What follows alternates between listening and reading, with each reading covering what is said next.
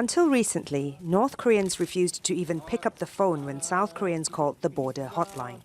So it was significant to see Ri Son-kwon, who's in charge of inter-Korean relations for the North Korean government, stepping over the border into the south. He led a 5-member team of high-ranking diplomats into a meeting with his South Korean counterpart in what's known as the Truce Village at Panmunjom. Our talks resume after North and South Korean ties have been severed for a long time, but I believe the first step is half the journey.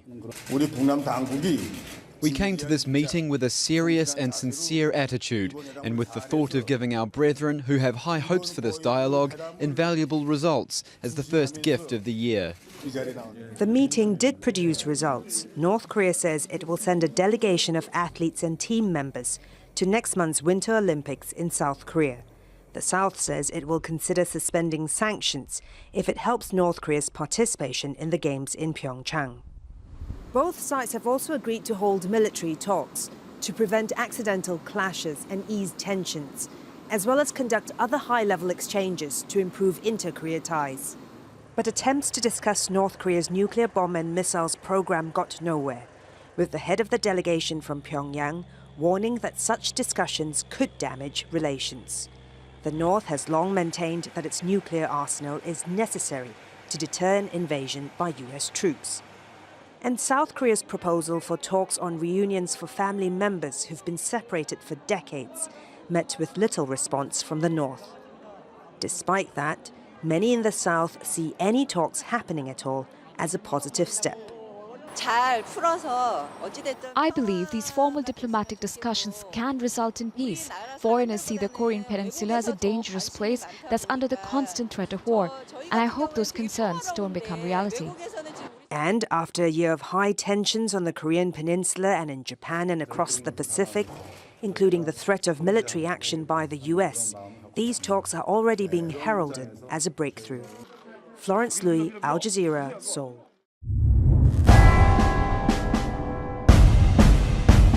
New signs of a possible thaw between North and South Korea. The two sides face to face for the first time in 2 years, with South Korea's president praising President Trump's efforts to bring them together. Quote, "I think President Trump deserves big credit for bringing about the inter-Korean talks.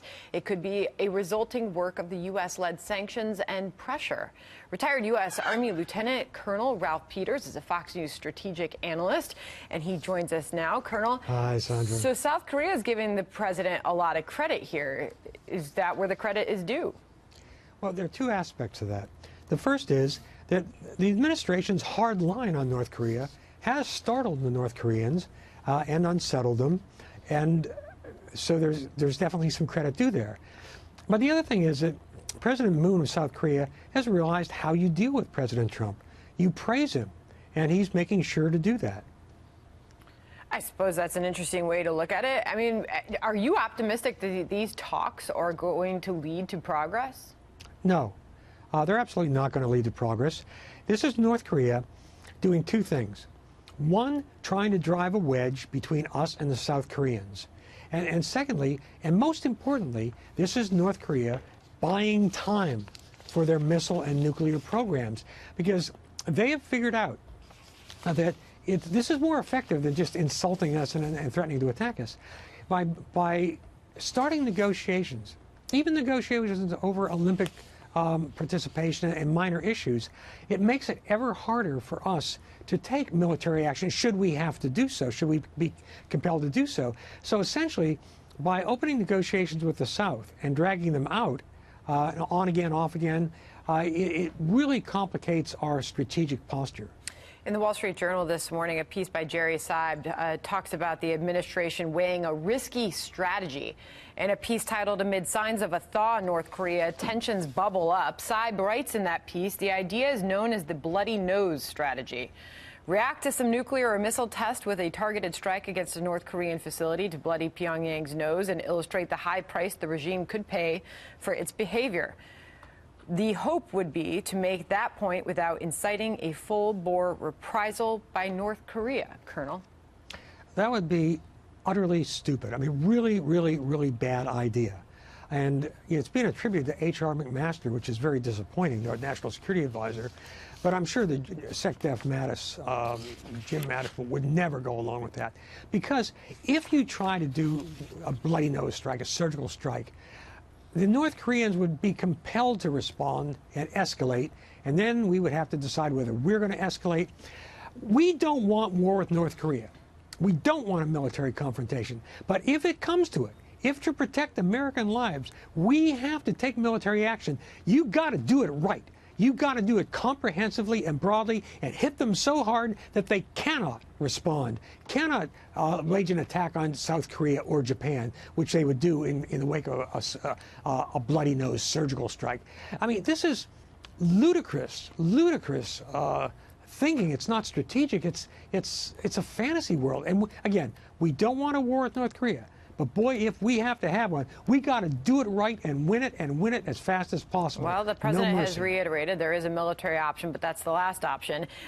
Yes. Simon continues to write in this piece what the key question is when it comes to these talks between the North and the South, asking the question whether the conversation can actually expand beyond the Olympics to include other topics Seoul wants to discuss, notably reunification of Korean families, split between the North and the South, and a general lowering of hostility. So you just wonder where these talks eventually go, Colonel. But for now, South Korea saying credit due to the president, President Trump, for making them happen. Thanks for coming on this morning. Thank you.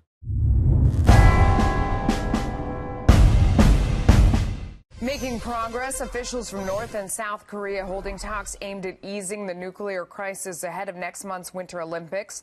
The North agreeing to participate in the Games, sending a delegation including athletes as well as high-ranking officials. Here now to react to these developments is General Jack Keane, retired four-star general, Fox News contributor. What do you think? Well, listen, negotiations, I think, are always good. You have to go into it with a clear eye, and I think our administration is doing that, because North Korea has always used negotiations in the past to buy some time to advance their program and also to promote some goodwill for themselves. But nonetheless, I do think, Melissa, that there's some things that are happening. After 3 UN resolutions, and the international community has pretty much cut off trade and business with North Korea. Not all of them did it immediately. The State Department has been all over them, enforcing compliance. There's some evidence that is starting to take hold. Gas stations are closing, long lines are forming. There is some significant suffering that the people are going through that they've always gone through in terms of malnutrition and starvation. So that could also be a factor here, and the realization that President Trump and his team has truly put the military option on the table for them. Yeah.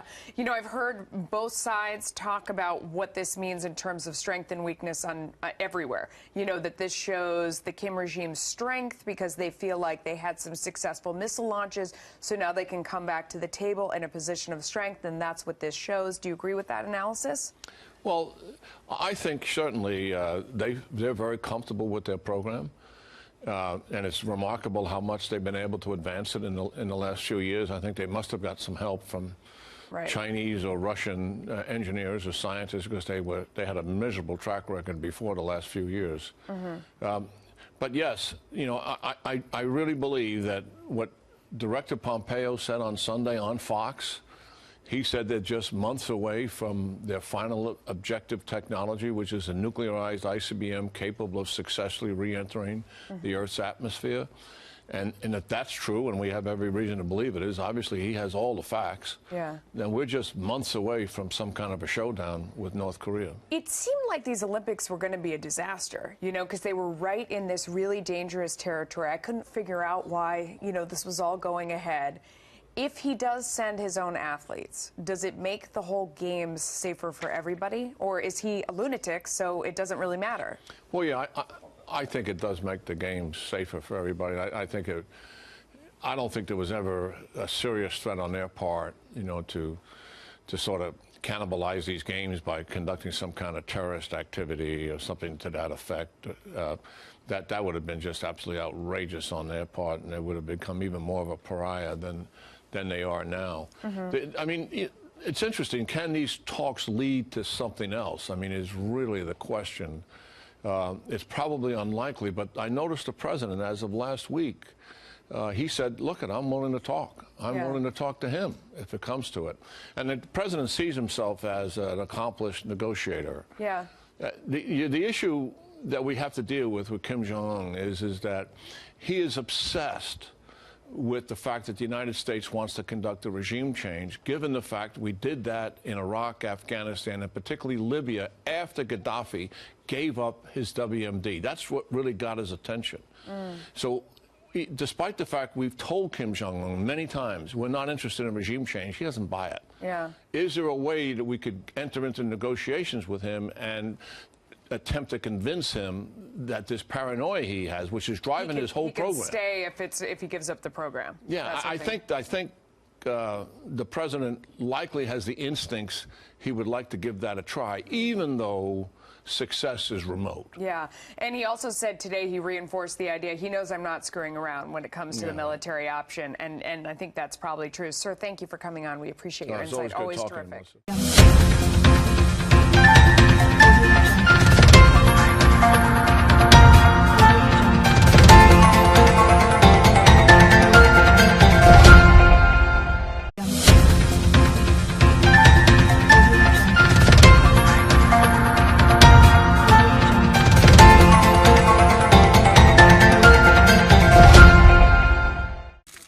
Until recently, North Koreans refused to even pick up the phone when South Koreans called the border hotline.